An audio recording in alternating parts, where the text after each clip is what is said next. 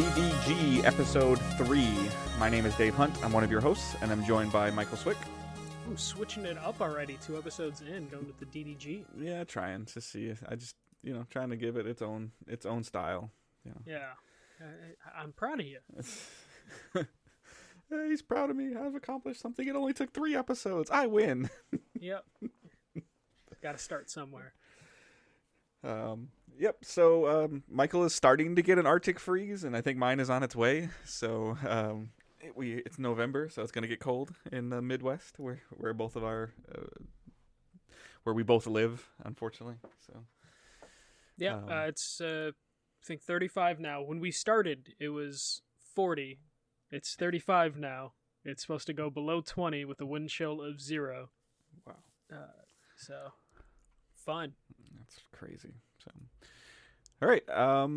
Just quick reminders. We do live stream this show on Twitch, twitch.tv/digitaldaysgaming. We are very, very close to affiliation, much closer than the goals that Michael and I laid out on paper originally. So that's a huge thank you to all the community members following, even popping in on the streams, keeping our average viewer count where it needs to be at. Affiliation is not something that's super challenging, but it'll be a great way for you guys to help support us in ways if you choose to. So hopefully by the time you listen to DDG episode 4, I think that we might be affiliated, but by 5 for sure.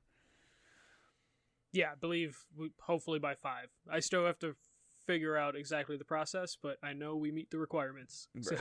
So, I mean, if I remember correctly from the previous ones that we got affiliations from, we ended up getting an email. So, but that always went through different channels, and now this is just the you and I channel. So yeah, we see the same thing sometimes. But we do have a lot of some cool news to talk about. Not necessarily a lot, but stuff that we, again, that we feel is going to be interesting for us to have a conversation about and that you may or may not want to hear about. One thing I do want to talk about right at the beginning of the show is I'm not going to focus on Patreon all the time. We do have a Patreon, and it is available for you guys to help support us. A few of you have done that already.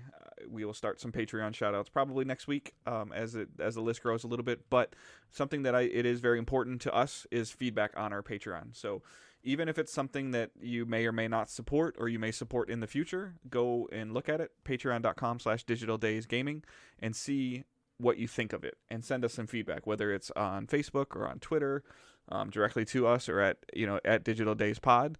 I would like to know what you guys think. It's too much, that's too high, that's not enough, or even suggestions for other tiers. So like right now we just have the $1 tip jar. We have the $5 Discord access that will link with Twitch subs as well through affiliation. We have, I believe, $7 for a bonus episode and $10 for early access to the podcast. 24-hour early access to the podcast. If there's another tier that you think should be in there, like we've always discussed other tiers of maybe a $3 one that maybe we try to get stickers or something like that of our logo or something to that extent.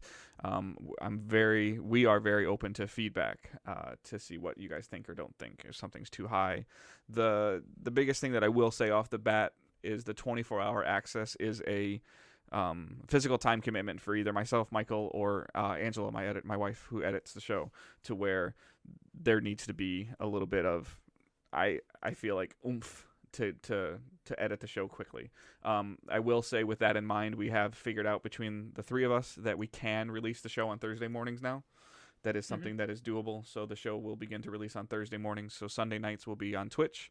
And then when the show goes live on podcast feeds, will also go live on YouTube, youtube.com/digitaldaysgaming. So if you want to subscribe to there as well, you can, and that's much appreciated. So that is going to be my little spiel right at the beginning. And we're going to go right into the news and more changes at PlayStation. Yeah, we're not a PlayStation-centric show, but holy crap, PlayStation is constantly having stuff happening, especially at the worldwide studios and corporate level. So, the latest shakeup is Herman Hulst, the managing director at Guerrilla Games, is now going to be in charge of PlayStation Worldwide Studios. He's basically taking the job that Shu had, and he now will be the lead of basically the 14 studios under the Sony umbrella. So he'll be the top guy that Shu used to be. And Shu is actually going to move into a new department, or like a new position, where he is going to be basically head of the independent outreach, which I think is a great position for him. Oh, it's fantastic, especially if you pay attention to like Twitter over the years. He's always shouting out independent developers. A lot of independent developers are constantly thanking him for the work he's already been doing with them. So now he's in that position. Doesn't seem like it's related to the third-party relations team, which I believe John Drake is in charge of, or at least, on the North American side. But this move is just the strategy that PlayStation's taking, where they're just trying to go from having 3 different regions to just one region, one organization. And this is just another move towards that, which is why we've been seeing a lot of shake-up. But another person, Gio Corsi, he just left. He was one of the big third-party guys for PlayStation, and one of the big champions of PlayStation Vita. He announced he's leaving this week.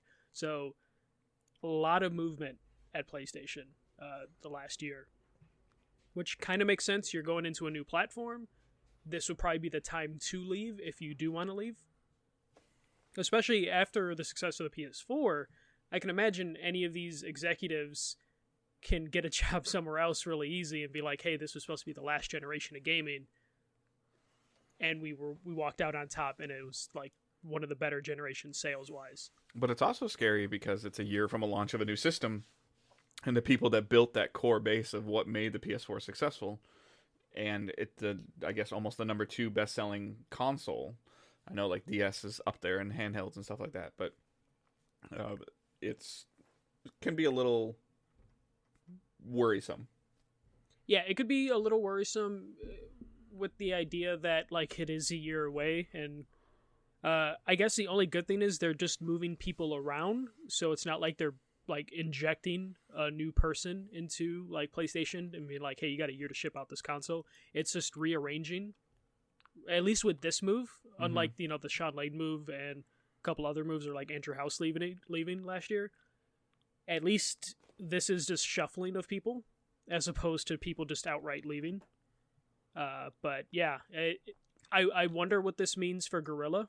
Obviously, they're probably working on Horizon 2, but him leaving, I would assume he was a big part of Horizon and just, Guerrilla in general. He has been. But it looked like they must have liked how he worked with Kojima during the Death Stranding stuff, since, he was kind of a big part of that, or Guerrilla was, in terms of... Well, was it their entire engine, essentially, right? Yeah. Yeah, giving their engine and basically pitching Hideo to, like, use his engine, and they must have noticed that at the corporate level PlayStation, of like, hey, this guy is going to be a great ambassador for us, and he already works for us, so let's just, move him on up. And then Shu can do what, like, Shu's kind of been doing, best during the PS3, PS4, and that's, like, working with developers. And hopefully they can win indies back, because the Nintendo Switch has kind of become the indie platform. Right. The last year or two. And I think that's really what's going to... Like, we already know that Sony's exclusives are going to carry any console that they release. Like, we know that that's going to happen. But I think that in order to take that next step, they need to step up their whatever service they are, subscription-based service they aren't going to provide. I think they're kind of on their way with PS Now, but I almost feel like it needs to be called something else with PS5 at this point in time, because PS Now just has a bad mantra with it. And then just expanding their library and using indies to fill the gaps in between their huge releases. Yeah, they need the indies to kind of hold down the fort. Why big games come out, especially PlayStation lets their studios take their time. So you need the indies, because that's what was so great about the PS4 when it first launched. There were so many indies, and the indies are still coming, but Nintendo's getting the timed exclusives, and PC's always going to do what PC does. And then Microsoft still gets indies, so it's just... They kind of lost that indie stride over the last, 2 years, but they've been hitting it really good with AAA games. So let me ask you this. Do you think that Sean Layden was holding up some of these moves from happening? No, the only thing I can think of with Sean Layden is I think Sean Layden didn't really have the philosophy that like Ryan had, like the current of PlayStation. And PlayStation wanted to move into more global positioning, so I think as soon as they announced that they're gonna like get rid of, there being a Sony Europe, Sony America, Sony Japan, it was kind of only a matter of time before Layden had to go, if they were gonna do that. So I don't think Layden was holding anything up. I just think when they decided to do this and then they re-looked at their tree, their executive tree, they were just like, okay, we need to like condense this as much as possible. And unfortunately, Layden was one of the ones that, his position was condensed. And they might not have known what to do with him, or they might, or he might not have wanted to get moved wherever they wanted to move him. Especially, he was huge on the the crossplay stuff, and he kind of bumped heads a little bit with Ryan Onnet, who was against it. It just happened to be when they finally did crossplay, it was around the same time that they had decided he was going to leave. So I think Layden was just like a victim of timing. Yeah, I mean, because it looks weird with like Layden's announcement of leaving being very non-ceremonial. Like, we knew Trenton was leaving before he left. We knew Andrew House was leaving before he left. Like all that stuff. And then it was just like, Layden's gone. Thank you. Yeah, all he got was a tweet, which I assume that means something happened suddenly, but I don't think Layden was holding anything up. It was more just they reshuffled. Maybe they offered him something. He said nope, and they're like, all right, fine. Right. And they moved on and wiped their hands. And I'm sure Layden will pop up somewhere. Especially, Stadia launches next week? Allegedly. They can use another executive to help get things right over there. Maybe somebody to let people play it. Mm-hmm. Hopefully. All right. So moving on, China's new gaming rules. I completely missed this story, and I didn't get a chance to look at it as you added it. Okay. So the reason I added this is because it's been funny over the last couple years of all the game companies trying to break into China because there's like, a lot of money to be had in China. And kind of plays into like Blizzard bending over backwards to appease China. And then China has set rules for people under 18 where I believe it's the regulations are from like the National Press and Publication Administration. And basically it bans users younger than 18 from playing games between 10 p.m. and 8 a.m. And they're not allowed to play more than 90 minutes on weekdays and 3 hours on weekends and holidays. And it also restricts how much you can spend on gaming in terms of microtransactions, pretty much, to where you can only spend $28 to $57 a month, depending on your age. The way the government in China is spinning this is they're just trying to combat video game addiction, which is becoming a really big problem for like young people. I just kind of found this hilarious just because all these video game companies are trying their best to break in because they want all the money, and then China is letting them in, but now like the bar graph just maybe got chopped significantly with these new rules because all of the microtransactions, or most of the microtransactions for most games, are targeted towards children and taking advantage of that. And adults too, like the whales that the mobile market calls them. But a lot of that stuff is geared towards kids. And China's, trying to do their best to combat this in the most restrictive way possible. But I don't know. What do you think of like these rules for kids, basically? I mean, we all know that like China's obviously like a very interesting company, and how they decide to do certain things. I'm more curious is like how do they actually physically limit this? I mean, they're really good at having restricted internet, so I'm sure that this will have to play a part in it. I mean, they have a little bit more control over there, or significantly a lot more control over their people. So there's definitely going to be ways they can definitely get corporations to put these restrictions into anything sold in China. But I'm sure there's going to be plenty of ways around this. That Yeah, but say you said like out. 90 minutes a day of playtime, right? Yeah, I'm wondering if it's just going to be on the parents to do this, or if they will put like timers and stuff like parental control timers into software, and then you have to have the software in something that you sell in China. Right. Yeah, So, I mean, it's always interesting. I don't think, for the most part, I think from an addiction standpoint and things like that, like you always hear about the crazy stories, the Fortnite people and playing all that stuff. You never hear about like the normal stories of the, the kids that, fully function and play video games, even 3 or 4 hours a day and still have a 4.0 and stuff like that. You don't hear about those. In terms of, I think you just have to know your kid.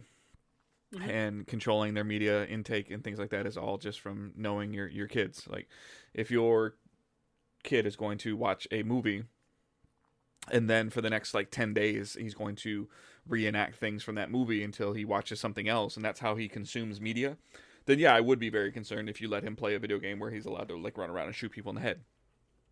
But similar to my kids, I don't know as much with Owen right now. As Owen is actually physically reenacting a lot of things that he sees on TV and stuff like that.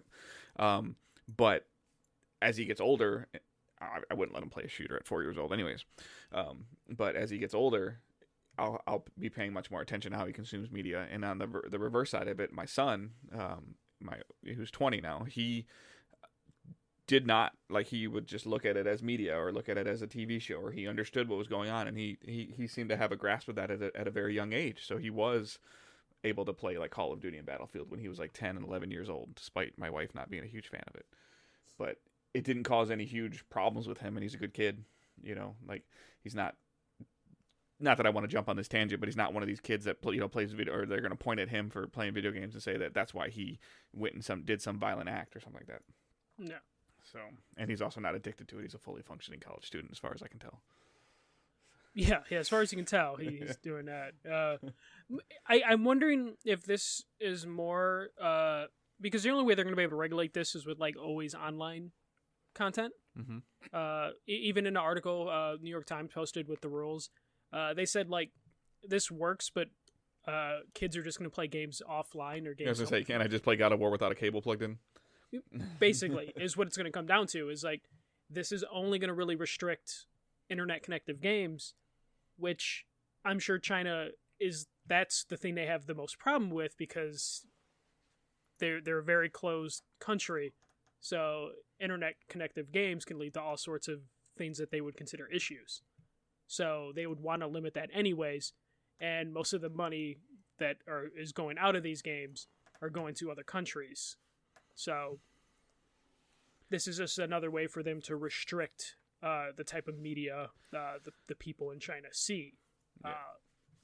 I feel like it has more to do with that than it does with internet addiction. Because then if they wanted to, they could just like ban games, Yeah, I mean, I have a friend that I've played games with over the last couple of years. He lives in Korea. And he's told me before he's had to import certain games into, like, he's had to buy them from like a US Amazon site and pay for shipping and things like that to bring them to him, because they're not allowed to be sold in his country. Apparently they can be imported still, but they just don't want them sitting on the shelf depending on what happens in those games, or different versions of games are released in different parts of the world. Mm-hmm. And we've seen that before with like the Yakuza games, right? Yeah, like some stuff's edited out. I mean, you see a lot of stuff. Germany edits out a lot of different things. So it's not unheard of for countries to like edit out specific content. Mm-hmm. So, all right. And now we are getting very close to Black Friday. It's a dreaded weekend for the two retailers that Michael and I work for. But it doesn't mean that we're not going to be without some really cool deals to Make me spend money mostly on myself. When I look at this stuff, I'm never really thinking about something being as a great gift for somebody else. It's like, do I need that? Is that a good price for that? You worry about gifts for other people a week before Christmas. Black Friday is basically just a holiday for yourself. You just tell your loved ones, like, don't worry, I'm taking care of myself on Thanksgiving, on Black Friday. And as much as I hate Black Friday, there's some really good deals. And I'm looking at the Black Friday ads that have already come out, and I'm just like, damn, there's some things I need to pick up. We don't push affiliate links or anything like that, but there's a ton of deals. We don't have any. Yeah.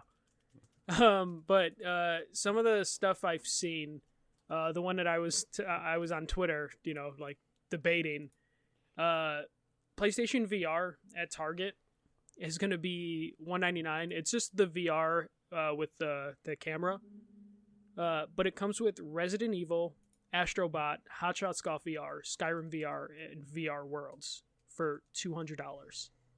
Yeah, you need to get that. I think I might have to. I don't know. My big debate is when will the new PSVR be out, and what features will it have? Will it be wireless? It's going to probably have a better screen. It's really tempting. Other deals, in terms of consoles, the Xbox will have bundle. The 1 terabyte Xbox One S will be bundled with Jedi Fallen Order for $199, and it seems like most stores are giving away some sort of gift card along with it.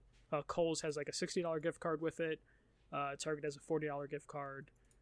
And Best Buy has something else with it. Oh, they're just selling the X with Star Wars for $350. They're selling the discless thing for like $150 too, right? With Games Pass or something. Yeah, the all digital edition, which I believe comes with 3 months of Game Pass and 3 months of Live, is $149 at most retailers. I think Kohl's might have the better deal for it if you shop at Kohl's, because I think it comes with like $50 Kohl cash or something. And then there's just a ton of video game deals out, as always. Modern Warfare, which we'll talk about later, that's $40. The new Need for Speed game, which isn't that good, is $40. But there's stuff I've been interested in and have been debating on buying. Like Catherine Full Body is going to be $24 at most retailers. The Disney classics, Aladdin and Lion King, I believe I saw $20 on Switch and $15 for PS4 or Xbox. Kingdom Hearts is going to be $15. There's just a ton of stuff. The Dark Pictures, Man of Medan, that's going to be $15. There's just a ton of stuff, but the most impressive stuff has been some of the deals for the Xbox Digital Edition and PlayStation VR. PlayStation 4 will have a bundle pretty much everywhere, which is the 1 terabyte plain PlayStation for $200, and it comes with The Last of Us, God of War, and Horizon Zero Dawn. So if you haven't played any of those games, that's great. Yeah, that's a great bundle for that. And then the usual Xbox controllers and DualShock controllers are $40. Again, tons of stuff. I'm more interested in the bundles. I say this every year. The Xbox One S, or the Xbox at like $200 is very tempting. The Xbox One S at $149 is also really tempting, but I just don't know. Is it worth to have as a backwards compatible machine? Or should I just stick with my PC with Game Pass? Old games are old, man. I don't have enough time to keep up with the stuff that's coming out now. I can't go back and play games. I know, I agree with you. But there's so many old games that I haven't played that, like right now I'm playing Dragon Age with Sarah on the PS3. Well, it'd be so much you're better. Weird. It would be so much better if I was playing Dragon Age on the Xbox, because it's better on the Xbox than it was on the PS3. Because if I want to play an old game, my only option is either to get it on PC and hope it doesn't have games for Windows Live on it, or I play the PS3 version, which is always like the inferior version, because this is how it was during the PS3 era. Yeah, but like, is Dragon Age, as an example, I would ask you, is Dragon Age been upscaled? Has it gotten the Xbox backward compatibility treatment? It might not have, but it will run significantly better than it does on the PS3. Okay. Just because the PS3 wasn't the lead platform during that era, and it struggled a lot with a lot of like games. Like Fallout was horrible on PS3, but that's the only way I played it. And when I try and play it on my PC, which is a very good gaming PC, I can't without modifying it because it's got Games for Windows Live shit in it, and Games for Windows Live is defunct now. Mm-hmm. So it's tempting just for the backwards compatibility stuff, especially Game Pass is so damn good, and a lot of games are coming to Game Pass on Xbox, but not coming to Game Pass on Xbox PC. Yeah, I think that's just a matter of time. Hopefully. But man, $150 for an Xbox One S, like 1 TB digital edition, is really tempting because it comes with that 3 months of Game Pass. Or I could just, get it and then just, trade it in later and get like $50 for it. And it's like, okay, I spent $100 to have an Xbox for like a year. Right. Yeah, I mean, I feel like I'm just gonna keep forgetting until I log in and do it that like the Xbox Game Pass on PC is actually still in beta. Yeah, it's still in beta. I don't think it's going anywhere though, so I don't think it's gonna be one of those betas. No, but it's just gonna get better. Yeah. Like, it's gonna get better, and it's getting so much praise and recognition already right now. It's only gonna get better. Yeah, it's just a shame that doesn't update as much as it does on Xbox, which is the only thing that kind of bums me out, is because I get excited because I'll After Party is a game that I've been talking about that I've been wanting to pick up. I been wanting to pick that up, and then someone on Twitter was like, hey, it's on Xbox Game Pass. I immediately turn on my PC, can't find it, and then I do a Google search and it's like, it's only on Xbox Game Pass.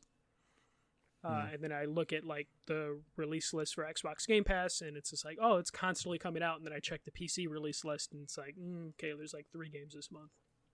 Yeah. There is a some kind of Xbox event going on in Europe, like, coming up this week. Yeah, that is the 12th to the 14th. They announced their games that are going to be playable. The only thing on there that interested me was, I believe, the new Ninja Theory game is going to be playable there. Bleeding Cool. But I started following like the Xbox Game Pass PC Twitter account, and it sounds like that they were teasing some kind of announcements at this event as well. Okay, maybe that'll be my make or break on if I get an Xbox during Black Friday. Yeah, I mean, getting the $150 version, the discless or whatever, all digital, I think is a really interesting concept of, like you said, spending $150 and then just using it as a Game Pass machine, because I think you can get the PC and the Games Pass Ultimate for like $15 a month. Yeah, you can get the Ultimate Pass, and that even gives you like early access to the games as they start coming out. Because I know Gears had some earlier access via Games Pass Ultimate or something. Mm-hmm. Yeah, so there's a lot of things you can do with that $150 Xbox, which makes it super tempting. This is not something I always want to try to do, just because I think it's harder for audio listeners. But Savage wrote in the chat, Anthem for $9.99. Is it worth it? No, hell no, absolutely not. Damn. Wait, you're going with a hell no. No. What if? Okay. Put the scenario. You get it for you and like 2 friends. To be fair, I have not played Anthem probably since 6 weeks post-launch. They just added snow for winter. I keep forgetting you can't see me. So. Okay, yeah, I can't see you. But it lacked the grab, like the loot grab for me, and in terms of knowing what it needs to do and the reason to do things and mechanics and things like that. It literally is harder content just to be harder, possibly to get a better reward, which just means a higher geared item for the same thing you were already doing. That was always my huge problem with Anthem, was an ability or a skill or a weapon that you unlocked at level 5 did exactly the same thing at level 35. it didn't have any more effects. It didn't have any more, yeah, it did increase damage just because it was a higher number. It didn't, like, when you upgraded it up to Masterwork, it had these other percentage things in it that would do, like, linger a little bit longer, but there wasn't any, like, quote unquote powerful or visual difference. In Division 2, or even the first one, as you got stronger and got, better gear that had higher skills, you felt yourself getting your skills back. You didn't feel yourself getting your skills back. You were getting your skills or your abilities back quicker. You were able to do, you could, see more damage happening. You could see larger explosions and bigger radiuses of more effect of your build happening in Destiny as well. Like, as you get more powerful, or you get better gear, you get your grenade back even faster, or your weapon has a larger damage area, or the exotic weapon does something like really cool. Anthem doesn't have any of that.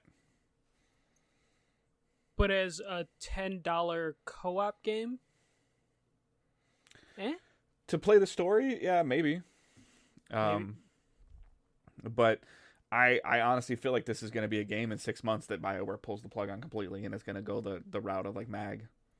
Well, I mean, they already, like, didn't the lead for Anthem just leave, like, 2-3 weeks ago? Mm-hmm. So I think we're getting really close to that. And that roadmap completely disappeared, right? They just took it down. Yep. Yeah. So I wouldn't be surprised. If you're in, I didn't feel like Anthem's story was that good. I didn't feel like it was told very well. To be fair, like, Destiny didn't for a long time didn't tell their stories very well. Division of the the quote unquote games as service, Division is probably the best at the storytelling. But I have a hard time recommending it even at that price. So okay, fair enough. You hate Anthem. You wanted to like Anthem. You were excited about Anthem, and it disappointed. But I've always been skeptical of it. Yeah, but you were kind of being like, okay. I mean, you weren't that familiar with BioWare, but you were like, okay, enough people like BioWare. Yeah. It looks cool. Or it had, like, trailer-wise, it looked cool. Mm-hmm. But it's there's only so far a flying mech can take you. Yep, and you didn't even like the way the shooting felt. So. Okay, all right. So fuck Anthem. So don't buy it for $10. If someone gives it to you as a stocking stuffer, throw it back in their face. Dave said so. If Grandma gets you Anthem, you say Grandma? No. I was going to say something meaner, but no. All right. We are going to move into our spotlight segment. I'm sorry, not our spotlight segment. We're going to review. We are going to have a conversation about Call of Duty Modern Warfare. Michael has played it more than I have. He's had it longer than me. I do have it now. So. Yeah. Okay, Dave, you did play the story a little bit? Yeah, I think, talking to a couple friends of mine, I think I'm probably like 30 or 40% through. Okay. All right. So Call of Duty this year, Modern Warfare, they're taking it back by rebooting Modern Warfare, which is arguably their most popular one that they've ever had. Kind of started the whole thing. So they're taking it back to Modern Warfare. They're stepping away from all the futuristic technology. No more double jumps, no more wall running. And it's just a straight up old school Call of Duty game with the modern amenities, the improvements they've made over the last couple years. And it has been one of the better multiplayer experiences that I've had this year, even though this year's been good multiplayer-wise. But for Call of Duty, because last year I was a big fan of Black Ops 4, but it was only for the Blackout mode, mainly. I could never really get into the regular multiplayer mode. I would dabble in it, and I enjoyed it. But there is no Blackout mode in Modern Warfare. It's just the regular multiplayer, the Spec Ops co-op, and then the single-player campaign. But I'm enjoying the multiplayer with its more, like, I keep saying stripped down, but that I feel like that sounds bad. Back to basics. Yeah, back to basics. They're boots on the ground of just simple kill streaks, gun loadouts, and just the craziness. It's the playlists are pretty much what we're grown accustomed to, and the gunplay has, it's Call of Duty. The gunplay is always good. It's some of the best gunplay you can find. The multiplayer maps have been all really good so far. They did seem to have a lot of camp spots, but I don't know if I've just gotten used to it and I know how to play around the maps. When I first talked about this an episode or two ago, I was complaining about snipers, but I also prefaced it with I might not know the maps well enough, and that's where most people are complaining is those first 2 weeks is you'll find the sniper nests more than you'll find the rest of the layout of the map, because you'll get used to it and know okay, this is where I'm most likely going to get sniped, this is where I'm not, or I know someone might be upstairs, so let me go upstairs. So the maps I've gotten used to and I've enjoyed. I really like just the regular kill streaks system. I'm glad that's back, and there's no operator, no hero mode. Basically, you're more working on your gun, and then getting attachments for your gun, and then just customizing your weapons to your preferences. And the other multiplayer modes have been, Ground War, which is their big battlefield mode, which is probably the only thing I don't like about the multiplayer. I just don't know if Call of Duty, it's just pure chaos. I don't know if Call of Duty works for pure chaos. It's a different type of chaos than there was in Blackout last year. I don't feel like the game works with more than 12 players on a map, or even if it's 16, if it's 8-on-8 or whatever it is. Yeah. This is 32 versus 32 in a map, and it's just too chaotic because you have people with their kill streak stuff going off. You have explosions, you have vehicles, and the sniper issue I feel is an actual problem in this mode. It's where you're just spawning in random spots and you're just dying constantly unless you find a good corner to hunker down in and then just start sniping people. I just haven't found a good balance in the mode. I don't know if it's a map thing or maybe I'm just, getting the bad luck of the draw when it comes to the, different I can't things. sit still long enough on a map like that. I get bored. I want to move and I want to see somebody. If I don't see anybody or movement for, 5, 10, 15 seconds, I'm I want to go somewhere else. Yeah, and I think that's a problem is because with Call of Duty, it's kind of just built into your mind of run and gun. So, I can sit forever in a Battlefield game because I feel like the maps are better designed for that. But Call of Duty, I'm just no, I need to run around and I need to start killing people.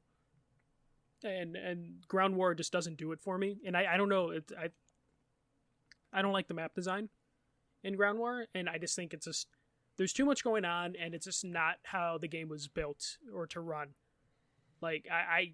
The map either needs to be bigger, but then at that point you're getting into Blackout territory, and they don't want to do that, which is understandable. But Ground War is just not doing it for me. I always forget the name of it, the 2v2 mode. That is really fun and is a really good addition to the game. Just because it's kind of just a chess match. Everyone, starts off with everyone has the same weapons each round, and it's just 2v2, one kill, or one death, you're out. And the pace that it goes and flows, you get into matches real quick. Matches will end relatively quick, whether they go well or go bad. And there's something addicting about this getting into that playlist and knowing everything's rapidly going. Yep. Yeah, rapidly going and knowing everyone's on an even playing field. Don't recommend going in that mode alone, because if you're with someone bad, then you're just kind of stuck playing with someone who's going to get killed every 2 seconds. But there is something that's kind of appealing about that, of just okay, it's me by myself. Yeah, 2v1 scenarios, yep. Yeah, and there's something kind of exhilarating, especially when you come out of a 2v1 victorious. Mm-hmm. That there's something special that mode can capture, which I really enjoy. So that's just the multiplayer aspect of it. The Spec Ops, which you have to wait till the campaign's over to really get into, that was super broken the first week. like I would get into matches and fall through the ground, or matches won't load, or people dropping in and out. But the dropping in and out is kind of like a Call of Duty problem. But it's fine. I've never been too big into the co-op stuff with Call of Duty. Just never was into zombies. This is better than zombies in terms of like the co-op experience. I just don't know how I feel about like some of the spawn closets and just the overall structure. I always feel like the co-op mode is just kind of, it's just there to be there to fill it out, and I just have never gotten a full co-op experience from Call of Duty. So I'm just gonna brush over that, like I kind of brushed over the last couple Call of Duties when they have a co-op mode of just like, it's there. But what I want to talk to, since Dave at least played like, a little bit close to half of it, is the campaign. The campaign, this is Modern Warfare. It's rebooted. This is basically what we would assume Modern Warfare 1. And just like the multiplayer, you're starting off relatively small in terms of, if you played the previous Modern Warfare games, those games escalated each time into crazier and crazier shit. And this definitely feels like that escalation. And it has its definite highs and definite lows. The game, the storytelling, it's usual, you're after terrorists. You're trying to find a terrorist organization that stole some chemicals from the Russians, and it's just constant story weaving through multiple characters, trying to track down these chemicals while you're dealing with like the Russians and you're dealing with the terrorist organization. Almost slightly confusing which character you are or you aren't at the very beginning. Yeah, a little bit, until you finally settle in. It's like when you see the main like when you see someone interacting, like when you're working with Farah, you know who you are. Like you have to see Farah to know like which character you are, because you'll see like the same 2-3 people with you for a specific character. I enjoyed the campaign for what it was. It's like the usual like 4 to 6 hour campaign. I played it in like 2-3 sittings. Nice. I think the story is, from a gameplay selection standpoint, really good. Some fun scenarios, some bad scenarios, but those are like storytelling reasons why they're bad. One of my favorite Call of Duty scenarios might have been in this game. I won't talk about it too much, but you're basically defending a compound, and I just really like the way that level was structured. I think it has some really cool moments in it. One of the few sniping missions in a Call of Duty campaign that I really enjoyed was the compound level. One of my favorite missions. Other times the game tries to get controversial, either intentionally or unintentionally, and that's where the campaign kind of falters. The campaign at its best is when it is doing the Michael Bay, action movie type stuff. Mm-hmm. It's really good at that. But other times where it's trying to either be edgy or show you like this is war type moments, I don't know if the game can execute. Yeah. Last week I mentioned like a waterboarding section where your character is getting waterboarded, and then you are moving the analog stick to move your head out of the way of the water while holding your breath by pressing a button. I know what they were going for. It doesn't work. It's not supposed to be fun, but I don't really think I need to be playing that. There are a couple scenarios where I almost feel like, even early on, where they're like, you're trying too hard to portray this message. Yeah, you're either trying too hard to portray this message, and they put you in. Me and Dave can talk about this a little bit, because I don't know if you've gotten to it. The stuff we saw at E3, did you get to that? I did. Yeah, I think the last thing that I did, I feel like, and it's been a couple days, is I went through. I want to feel like I was in a hospital with Farah, and I was like going up the floors a little bit, and and like one guy got up off the table. That's like the last thing that I really remember. So this game a lot of the times tries to do the thing where it puts you in a situation where it's like, oh, this person might be okay. Oh wait, they have a gun, and they want you to have that snap decision of taking the shot of like, should you have shot that person? Were they a bad guy? Weren't they a bad guy? Spoiler alert: they're always a bad guy when they put you in that scenario. I was gonna say it always feels like, and I hate to say it like this from this aspect of it, but it always feels like, at least with a Call of Duty game, it's a shoot first. It's always a shoot first, but they try and put in the back of your head like, in the scene, a lot of people know about the scene because it was a lot of talk out of E3. There's like a woman holding a baby and she pulls a gun on you.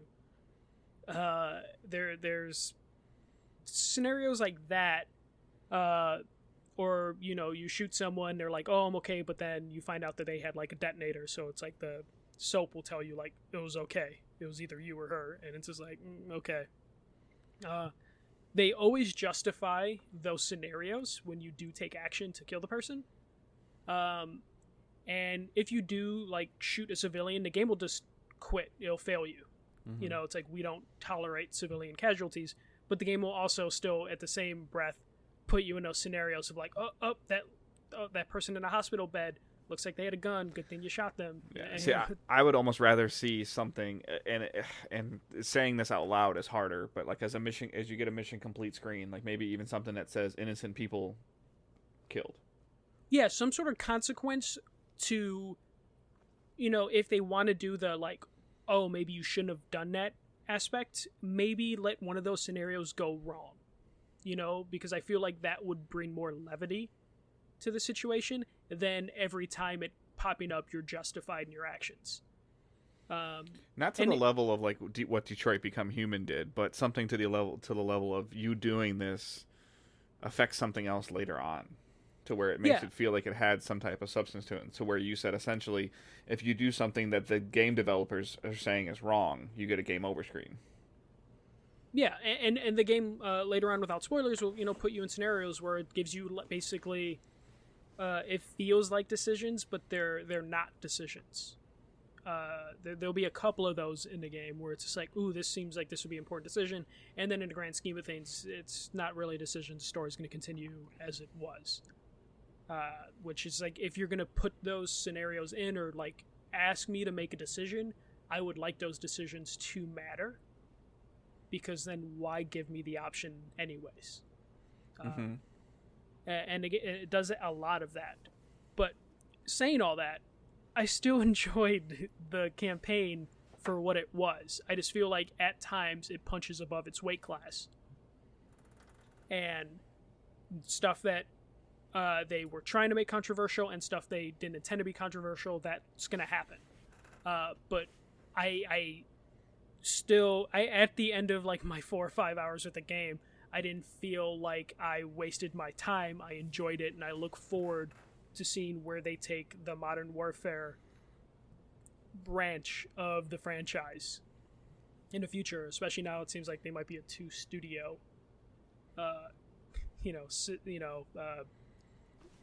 route or whatever. Mm-hmm. I enjoyed the campaign, and I do recommend it. But what do you think early on of the story? Because I beat the story, so some of the stuff I'm saying might not know exactly. I think right when I jumped into it, like I was having a little bit of a hard time with like the very beginning story mission of like trying to, like, it was in that, like you were trying to find the gas, and it was very dark, like extremely dark, and I died a couple times at the beginning, and I could feel myself getting frustrated, and then trying to take it at a slower pace. The thing that's always the most interesting to me is that you play the campaign usually vastly different than you play their multiplayer. So like it doesn't really go well together. A lot of times campaigns are really good for teaching you how to play multiplayer and stuff like that, and I feel like Call of Duty's never been that for me. Like it's just like the campaign is a story, and I think that the voice acting and the cutscenes and all that stuff are very good. The game looks great, and I don't have, my god, the game's gorgeous. Yeah, I don't have a Pro, and I don't have a 4K TV or any of that stuff, and it looks great, it runs great, it does all that stuff. So they nailed that aspect, and it's fun to play. But unfortunately for me, with the way I'm, like I played the story and I was going through it and we were streaming it on our channel and I was, some people were checking it out, but so far there's been no draw for like what happens next, like for me to like, oh, I need to go play. I want to see the next chapter. I want to see the next thing. Yeah. I can see that, and I think past Call of Duty games, because I know how short they are, I've been able to just get through in like one session. Yeah. And this took me like 3 sessions to get into. It's just because there were times where I'm just like, okay. I enjoyed that section. The one section I mentioned earlier, the compound section, is the highlight of the game for me, and that's like halfway through the game, and nothing before that really hit that high I got from there. Nothing hit that high after that section. Yeah, the variety of gameplay is there too in terms of what it does, different things of letting you control different aspects of the scenarios. And what I mean by that is like, taking control of a drone for a little bit, or like I had, this very minor spoiler, but I had fun flying those remote control drones. Yeah, that was a cool section of the game. I'm interested to see when you get later in the campaign how you feel about some stuff, but the scenarios that they put you in do feel unique to this game, which is good. I mean, you have your sniper scenario and the usual stuff. I mean, it's a shooting game. There's only so many things they can do, but they do try new things in this game. Some work, some don't. I'd rather them take these chances than not take these chances. But I really liked the campaign a lot, despite my issues that I brought up. So do we like we're doing like a 5-point scale, I believe. Yep. And this I would say is a solid like 3.5 out of 5. I think we need to break down our scale a little bit since it's the first game that we're grading. So basically, a 1 would be skip it. A 2 would be like okay, with some flaws. Not fully bad, but not great. A 3 is just average. A 4 is really good, and then a 5 is great. Like, we're keeping the scale pretty simple. We'll if someone wants like a full breakdown of the scale, we can do like a more detailed breakdown of the scale. But I'm gonna go with like a 3.5. I don't think it's the best Call of Duty I ever played. I still think the co-op stuff could be better. The campaign is good, and the multiplayer is good, but I don't know if it's like the best Call of Duty's been in a while. But was enjoyable, and I did have fun playing it, and I'm going to continue to play the multiplayer. So I'm going with like a 3.5 out of 5. So it's like better than average. They did just add a new game mode and some new maps over the weekend. So yeah, and those are all going to be free, which is great. Yep. Which, as you mentioned that, I'm just like, maybe I should go with a 4. But I already said 3.5. So 3.5 is. Got to review it for what it was. Like at that time, that's what it was. At the time, at the time, 3.5. Because I feel like sometimes companies use this continued additional content. Should it have been at launch? Maybe, but at the same time, it's a great way of like, oh, I played the multiplayer and I completed the campaign. They set it aside, and then their buddy goes, hey, we just got new maps. All right, let me go check it out. And then next thing you know, you're playing it for the whole weekend. Like it's really good marketing. So. Mm-hmm. Yeah, no, it's definitely gives the game that longer tail, which means sell more copies long term, and especially when you find out that when they do like expansion packs, each expansion pack sells less than the previous one, so it's just probably better if they just get people to buy in now instead of trying to make money like off expansion packs, which apparently never really work out that well anyways. Yep.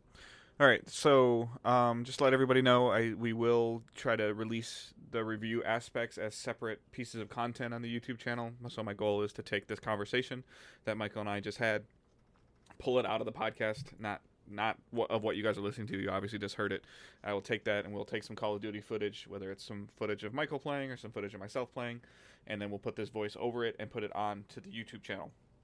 And therefore, it could be a way of you sharing that of, hey, like here's what the guys that I listen to thought about Call of Duty. Listen, check it out.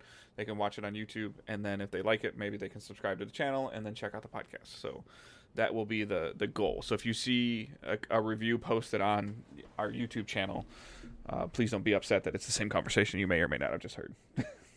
Yeah. Yeah, we're still trying to figure that out. We'll define the scale as we go along, just because we wanted to do a 5-point scale just to keep things a little bit simpler, because with the 10-point scale, it gets too... I didn't want to score at all, but yeah. all of our conversations with most of the PR companies are like, there needs to be something. So yeah, which I totally understand. I just didn't want to do a 10-point scale just because I feel like that just leaves too many. Yeah, because a 10-point scale is really a 20-point scale, and a 5-point scale is really a 10-point scale. Yeah, and we debated about like a letter scale, but even that, I mean, that's just a number scale, to be honest. Yeah. Like, or that's just a 1 through 5 scale. So I felt if we keep it simple, that'll be where it's at, and we'll definitely adjust how we do our reviews as we go along, because hey, it's just me and Dave. We're just trying to do this on the fly. We're learning as we go. All right, so we'll go quickly to what we're playing. For me, I started playing on my PC. Finally, I started Gears 4. I streamed it. That is a very heavy feeling game. Yes, they are very beefy dudes, so it makes sense. Movement is much different than I expected with the holding the button to sprint. It just didn't move like other third-person shooters, so it took me a little while to get used to that. I hate the reload on the bumper. You can probably change that. Nope. No? Nope.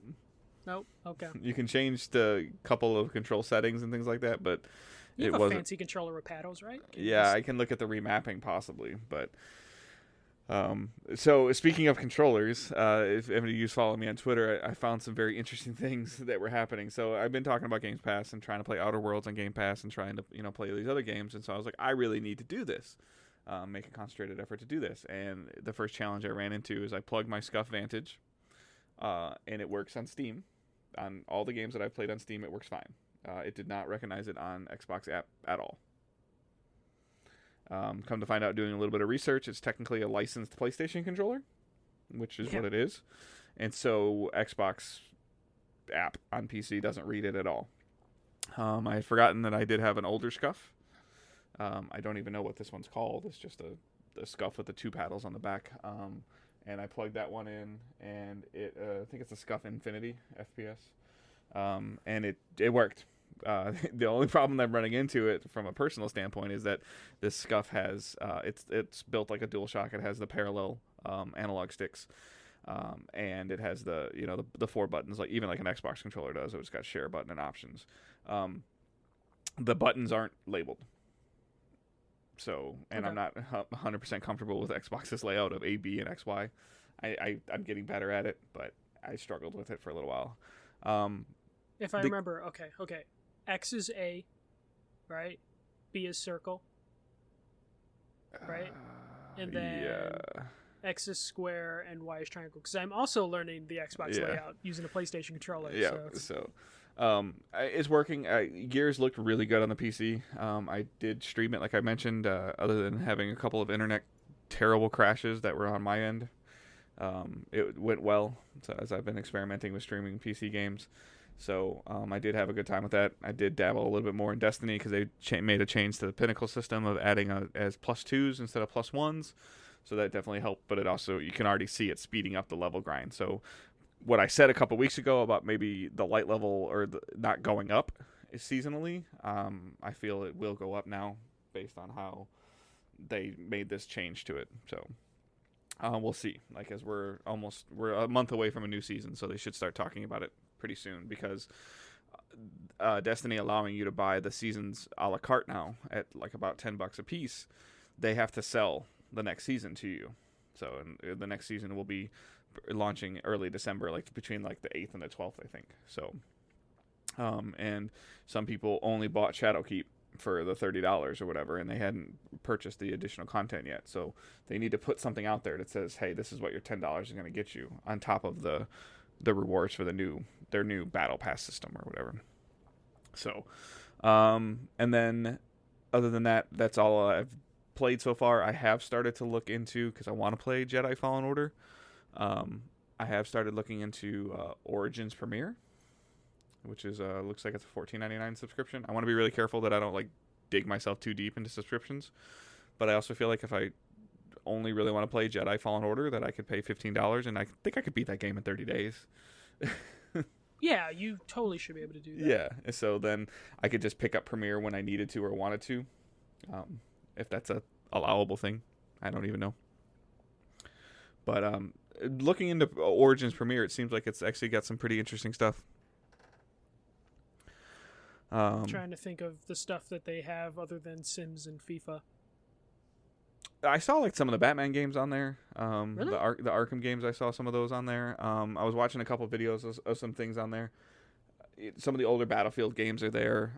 The major concern that I have right now is like I don't have like a super high powered PC, but like I said, I've been using the website Can I Run It? Mm-hmm. And I can run like 90% of the games at recommended settings. All the EA games I can't run at recommended settings. I can run them at minimum. Mm-hmm. Minimum is basically a PlayStation, a PS4. Right. So quality-wise, wouldn't be that big of a dip. No, if the game will run at 1080p 60 frames, like I'll be fine. Like I don't. But isn't Premiere isn't on PS4? It's just regular Origin, right? Access. Yeah, EA Access. Yeah, it's called EA Access, which gets you like and they have that same program on PC as well. Not just EA Origins, I think it's called on PC, and that gets you like the 10-hour trials and things like that. Yeah, that's Access, but Premiere is only on PC, so you right. And Premiere for the $14.99 a month is similar to like a PS Now Games Pass style library. Okay. So, but that's where I'm at with that. So, it looks very interesting. So I probably will check out Premiere. My wife's going out of town next weekend, the same weekend that Jedi Fallen Order comes out. It'll just be me and Owen, so I'll just stick him in the other room and play Star my games. Wars is safe for him to watch. Yeah. So what have you been playing other than COD? Other than COD, we finished Dragon Age 1. It's funny. We unintentionally finished it on its 10-year anniversary day. Sarah swears she didn't time it out that way, but we finished it on the 10-year anniversary of the game coming out. And right now we're just doing the DLC. There's like 2 DLCs that we're going through right now, and then we'll probably jump into Dragon Age 2 probably in a couple days after we do the DLC. Just because I want like a buffer between Dragon Age games, because I'm the type that can get kind of like overloaded with something. Like I'm not too much of a binge watcher. So I can't play the same thing back to back like that unless it's like something I'm actively controlling. And she's doing most of the controlling, or all of the controlling for Dragon Age games. I'm just kind of sitting there for the ride. But I finally used my Xbox Game Pass on PC for The Outer Worlds. And I am in love with Outer Worlds right now. It is totally scratching that Fallout itch that I just really missed. Especially after Fallout 76. Scratching a good Fallout itch. Yes, it's scratching a good Fallout itch, and it's been so good that it made me question how much I actually liked Fallout 4. Because at the time I liked Fallout 4, but over the years, since Fallout 4 came out, I was just like, maybe I didn't like Fallout 4 as much as I thought, because it didn't leave a lasting impression on me like Fallout 3 did, and Fallout New Vegas. Even though I never finished Fallout New Vegas, Fallout 3 and New Vegas left like a lasting effect on me. That Fallout 4, once I was done, I was just kind of done, and I didn't really go back to the DLC or try to do a second playthrough, but Outer Worlds is pretty much the same type of gameplay. Instead of the VATS where it freezes, slows down time, you just have an ability that slows down time. And their in-world excuse for your ability to do that is your character was frozen and has brain trauma from being frozen, and can in their head slow down their actions and time enough to do their moves. But the thing that's getting me with Outer Worlds is the the humor, the writing. The writing is so good, and I'm getting those Fallout vibes. It's Obsidian, so it makes sense I'm getting those Fallout vibes. But just the like the junky, almost steampunkish type vibe from some of their like space tech.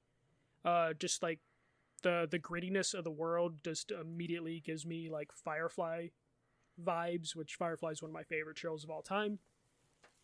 And just the humor is just hitting me like every time. I'm like 4 or 5 hours in, and there haven't been too many times where I'm like rolling my eyes at the jokes, where like most of the jokes are hitting. Like 99% of the time, the jokes are hitting for me. And the combat is okay. It's stiff, like the Obsidian games have been in the past, like how New Vegas was when they made New Vegas. So the combat, it is what it is, but as someone who's been playing Fallout for a long time, or since like Fallout 3, the combat is kind of on par with that, if not a little bit better. The main reason it's better is Outer Worlds, at least in my experience, has not been as it actually hasn't been broken at all. It has been like really good in terms of like the technical abilities of the game. I'm not running into frame rate issues. The game hasn't broke on me. I haven't had any quests break on me. I haven't had basically any of the Bethesda shit that I've just have grown accustomed to dealing with. Everything's been pretty smooth. I am playing it on a PC, running it on ultra settings, so that is probably helping a lot. But I'm just having so much fun diving into this type of RPG again. And the idea that it is, not as big as a Fallout would be, that it's something I can probably finish in 20 to 30 hours, is really appealing to me. Mm-hmm. Just because I just don't want to dive into a 100-hour game right now. Though I did buy Death Stranding. I did impulse buy when I was at a store. I was just like, fuck it, let me buy Death Stranding to see what it's about, which I'll probably start this week. And knowing that is like a 60-hour game or more scares the shit out of me. So I'm just gonna enjoy Outer Worlds for like the 20-30 hours it's gonna take, and just I'm along for the ride for that game. And it's just been like a breath of fresh air, even though it's kind of something I'm used to. It's a nice break from like all the multiplayer games and the Super Series games that I've been playing lately. But yeah, I'm enjoying that. It's making me learn how to translate the Xbox control scheme, because I'm using my Astro controller for that. Okay. So I'm getting used to everything. Just plug in my Astro controller. There's my furnace, if anyone can hear that, because it might have just gotten colder. Though I have noticed something with my Astro controller that's super concerning. My Astro controller makes an annoying humming sound every time it rumbles. You might want to check and see if your rumble's like inserted correctly. Like if it's like it might have got loose. No, I can't. I don't believe I can take the rumblers out. Really? Yeah, the only thing I can take out are the sticks and the D-pad. Are you sure you can't take the rumble out? I can turn it off. Oh, okay. That's about it. It's one of those things where I didn't notice it at first. Because I always play with headphones, but Sarah was like, "What is that humming sound?" And then I took my headphones off, and I'm like, "Oh, my controller every time it rumbles is making a really weird humming sound." Was it charging at the time? It was charging at the time, but it does it no matter what. Okay. So I lowered it to 50%, and the humming is, now 50% quieter. But it's there. I did look online. It seems like I found like a Reddit thread where 1 or 2 people had this issue, but most people didn't. So I need to look into that. Like, I already updated the firmware. I'm worried there might be something wrong with my Astro. So I'm going to have to like look into that, but it's definitely one of those things where I heard the humming, and I'm just like, oh man. If nobody told you that it was doing that, you would have never really thought about it. Yeah, like I honestly might not have never noticed because I always play with headphones. But now that I know it's humming, so it's her fault. Basically, yeah. Where now that I know it's humming, it's just like, oh no, is this a bad sign that it might be breaking down? So I'll keep you guys posted as I try and figure out what's going on there. I already updated the firmware, so if anyone suggests doing that, I already did that. But hopefully maybe it goes away. I don't know. I might take it apart, not like the whole controller, but I might just like reset like the pieces. Maybe something there is happening. But I'll keep you guys posted on what's going on with my Astro controller because I love it so much. It's such a good controller. Awesome. But yeah, that's it. And I've just been counting down the days till Disney Plus, which is on the 12th. So I'm making my playlist already of what I want to watch when Disney Plus launches. I'm so excited. Dave, are we going to start a Lizzie McGuire podcast? It's patreon.com/digitaldaysgaming. Okay, cool. So you heard it. He will do a Lizzie McGuire podcast. All right, so I inadvertently, still trying to get in the rhythm, inadvertently put my spotlight of Origins premiere into my what I'm playing and watching. So that was kind of my spotlight. So I'm going to I know you just talked, but do you have anything that you're looking forward to? So for Disney me, my Plus. spotlight, yeah, okay, so Disney Plus, and my spotlight, the more I've seen I'm not a huge Star Wars fan, but I feel like I'm ready. Like I want to check this game out, and I want to be, it sounds like as we're getting a little closer that this game might be. We have a question later, but this game might be in a game of the year contender, and I really need to catch up on some stuff in order to have a good conversation about this. I need to play Control. I need to play, or figure out what I'm going to play to bring these nominees, or not even necessarily our nominees, but yeah, for us to have like a discussion on that. That's why Black Friday is going to be super important this year because it's a good time to pick up some games. What you don't hear in the background is, 20 feet away from me is that brand new hot water tank I had to get last week. That's going to affect my Black Friday. Yeah. You told me about the water tank, and I was like, yeah. damn, that sucks. Hot water's important. Hot water's expensive. Turns out it's really important in the winter. Yeah. And my furnace, my new furnace, new apartment, new furnace is working overtime already, and it's only November 10th. But yeah, I'm looking forward to Disney Plus. You're looking forward to Star Wars. Star Wars is Friday, correct? Yeah. The 15th? Okay. Yeah. Same day as Pokemon? Yeah. See a Switch. And, oh, by the way, I was doing some research on this. There's some family members that are trying to possibly buy a couple of my nephews a Switch and stuff like that. That Mario Kart 8 bundle, if you guys are looking at that Switch, stay away from that. That's the older SKU. Yeah, that's. I wouldn't. I have a feeling all of the Switch sales are going to be the older SKU, and they're just going to hide the new SKU. Yeah. So, just it's got the worst battery. Yep, which is the one I have, but now. Yeah, I'm not saying it's bad, but if there's two different versions out there, yep, you want the one get with the one better with battery. the battery. So. Yeah, or get the Switch Lite if you don't want to dock it. Right.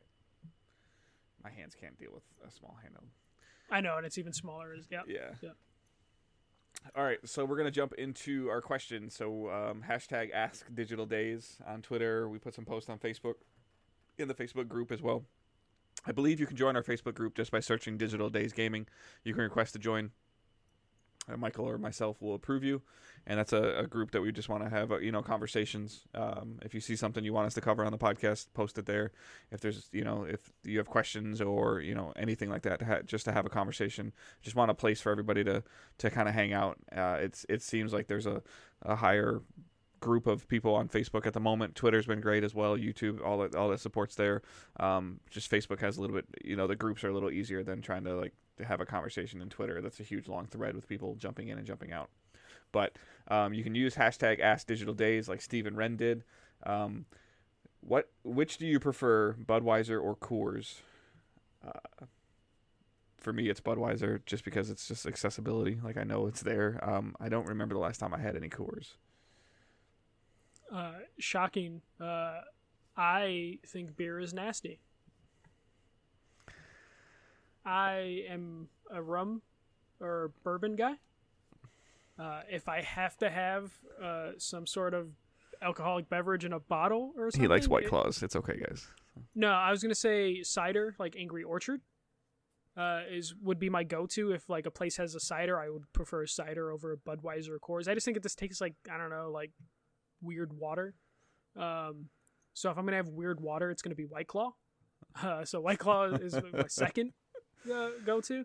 But usually if I'm going to get a beer like thing, I'm going to get a cider, and Angry Orchard's my go-to. So what's your top of your wish list for a bourbon?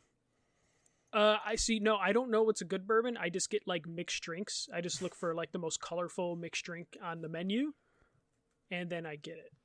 I went to a place yesterday, like a tiki bar in Chicago called Three Dots and a Dash, and I just looked at whatever cup had like, or whatever drink had like the most like pineapple in it, and it just said rum, and I was like, give me that.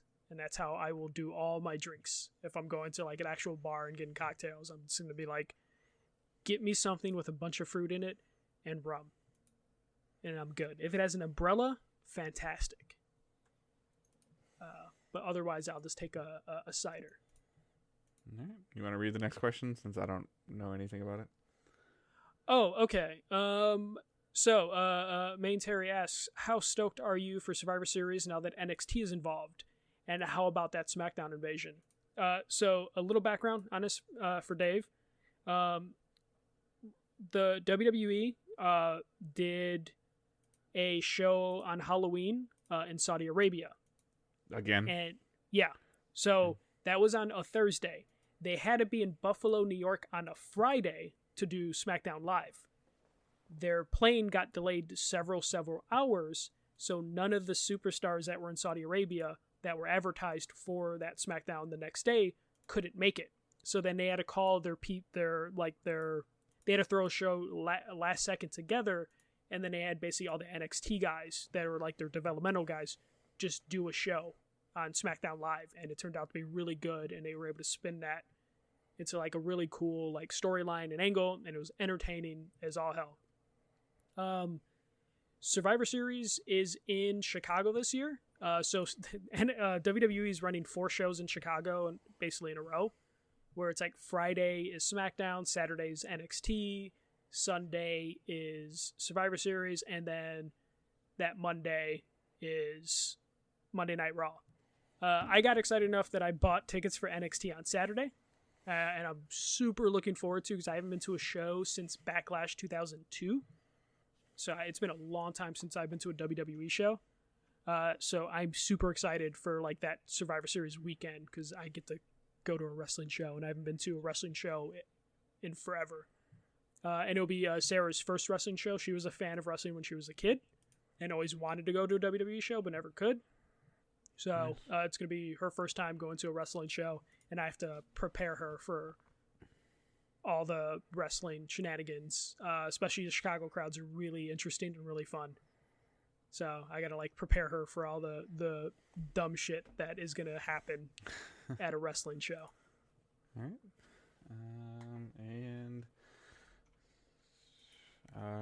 Kyle Jesse, worst video game you ever played and actually enjoyed. His example is Halo, and he says no lie.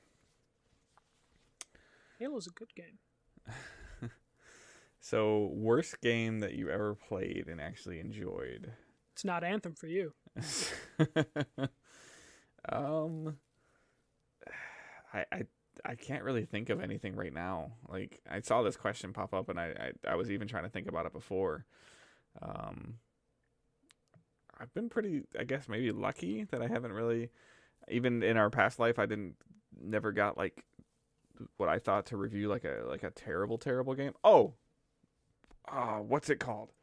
I kind of enjoyed it because I could see what it was trying to do. Oh man, what was that called? Do you remember the game that it was like a hack and slash game that you had to fight like the ogres, but like you were kind of blitzing through them and it had weak points. It was an Iron Galaxy game. Yeah. Man, I can't remember the name of that game, but that game had so much potential and it just didn't work. Like I kept glitching into the big ogres that I was fighting or the gladiators that I was fighting. Jeez. I'm looking it up. Don't worry. Yeah, it had a really cool Extinction. Yes, that's it. It had a really cool like traversal aspect and climbing up the characters and hitting weak points, and it rewarded you when you did things correctly, but the game punished you because you couldn't do it correctly because the screen would flip on you and things like that. It was when it worked, I had so much fun, but it hardly ever worked. My answer is easy because I've talked about it before. Rogue Warrior on the PS3, Xbox 360 is one of my favorite terrible games. It's only like 2-3 hours long. It is a horrible first-person shooter, which is supposed to be kind of like a biography of Dick Marchenko, who was, I guess, a Navy SEAL during the 80s. And it is terrible. Mickey Rourke is the voice actor for Dick Marchenko. And Mickey Rourke is just... his whole script is just curse words. Like, he's saying the dumbest combination of curse words that I've ever heard. The acting is bad. The game is glitchy as all hell. But it is one of my favorite games to play. Because it is so bad. And but you like bad things. Yes, I do enjoy bad things. Which I should probably give Anthem a shot. I can't recommend Rogue Warrior enough. If you see it for $1 somewhere ever, it is really one of Bethesda's best games. Oh, it's a Bethesda game. They didn't make it, but they published it. I believe it's a Rebellion game. Really? But Bethesda published it. It's so bad. It's so good. If you want to ever like just get like a taste for what it's like, there's 2 things you can look up. The first thing is, this is how in on a joke the developers are. The end credits, they made a mashup rap of all the curse words that Mickey Rourke says in the game. They made a song and put that as the end credits of the game. And the other thing you can look up, Giant Bomb has one of my favorite quick looks of the game. So if you look up Giant Bomb's quick look of Rogue Warrior, it's fantastic, and it's pretty much everything you need to know about the game. So if you need a little homework, look up Giant Bomb's quick play or quick look of Rogue Warrior, and then look up the end credits of Rogue Warrior. It's fantastic. Okay. All right, so last question of the night from Libitsky. With about 2 months left until the end of the year, what are your top 3 games of the year so far? For me, it's Days Gone, Concrete Genie, and Control. Got to give love to Resident Evil 2 and The Outer Worlds, though. Sadly, I don't really feel like I've been super up to date on a lot of the games that came out. I haven't played Control yet. I played Days Gone, but I didn't go back to it. I didn't get Concrete Genie. And I had a significant amount of time for me was in Far Cry New Dawn was this year, wasn't it? Yes. Yeah. It was. So from there was a lot of early on in the year. It was Far Cry New Dawn. It was Division. The Division 2. Then it was Anthem, and then it was Destiny 2. In terms of like significant time of gameplay for me, and but I'm going.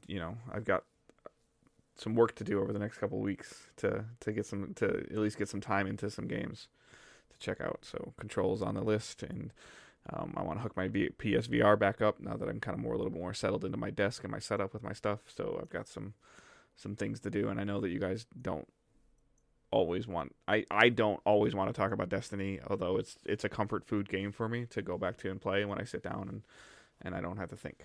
So that's kind of where that game fits in for me. But I do want to play Control. I'm not sitting there saying I'm going to beat all these games, but I want to get some time with them. Mm-hmm. I actually put together a top 10 list a couple weeks ago. Mine is number 3's Concrete Genie. That game is just it's got a whimsy about it. It's like super like delightful and colorful, and I really loved it. Number 2 is A Plague Tale: Innocence, which is a game that I knew I was going to like when I saw it at E3 a couple years ago, and I saw it like 2-3 E3s in a row. But it exceeded my expectations. I wasn't expecting to like it as that much, or like it as like it so much that I would consider it like one of my top 3 games of the year. Like, it's going to be in my top 3 most likely, regardless of the other games I'm going to play for the rest of the year. because it's so good. It had me on like I bought into the characters and the story, and the gameplay was like interesting and fun. And the number one is Control. Control is just, I like weird games. Control is weird. It has an amazing visual style that I adore, and I really think it was the developer's name is escaping me, but it is like their best work, because a lot of their previous games, like Alan Wake, Quantum Break, I like those games, but there was always something missing, and I feel like Control is like them finding their groove and just really executing on all their ideas, and I can't recommend Control enough. And Dave, I know you own Control, so I would love to see your thoughts on it. Yeah, no, it's definitely something that I want to play. I mean, I was always intrigued by it from the beginning, and it just came at a weird time for me because it came right around the launch of D2, or Shadowkeep. So yeah. All right. So yeah, I just went back to look at Premiere again just to make sure like I wasn't crazy. Like they do have some interesting deals though with some of these companies. Like Darksiders 3 is on here, Titanfall 2 is on here, the Batman game Arkham Collection is on here. Like A Way Out, I haven't played A Way Out yet. There's Sea of Solitude, the Need for Speeds, the Plants vs Zombies. So there's there's a significant amount of things on here. Some of them actually don't have they included with Premiere when I look at them. Dead Space, I never played a Dead Space game. Those are good. Yeah.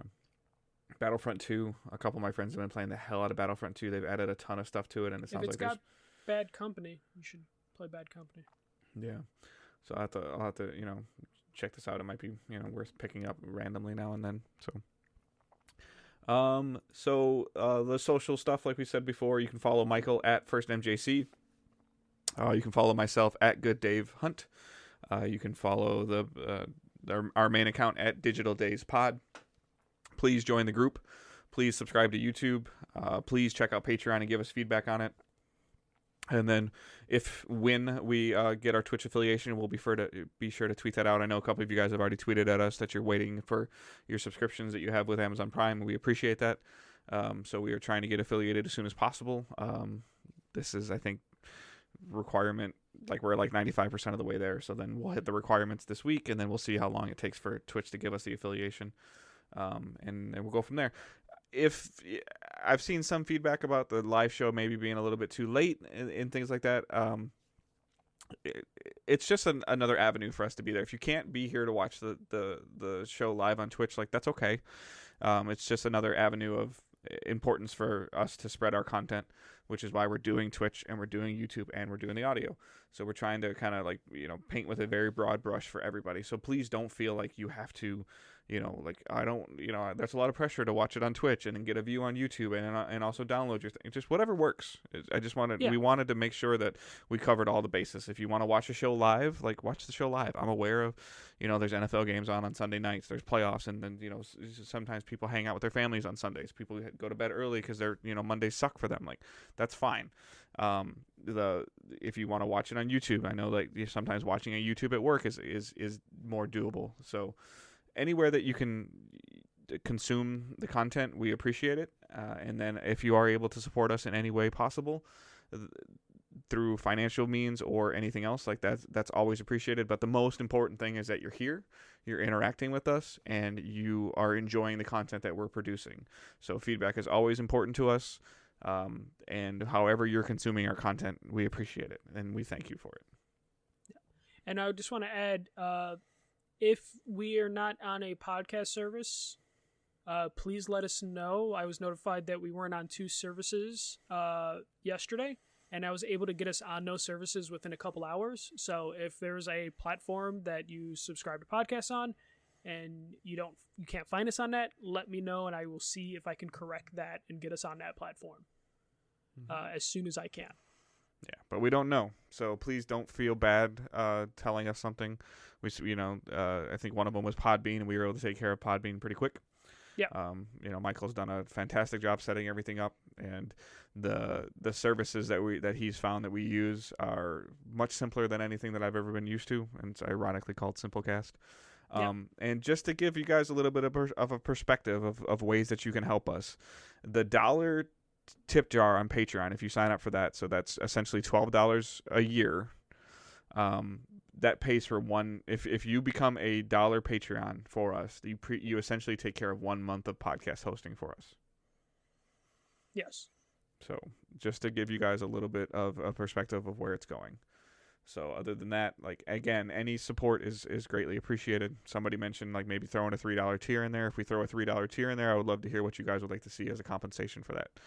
So, but again, it's all we're building the foundation here, and you guys are part of building that foundation, and we appreciate the support and the outreach that everybody's done for us over the last whatever today is. Like, this project's only like not even 3 weeks old, 2 weeks old. Yeah.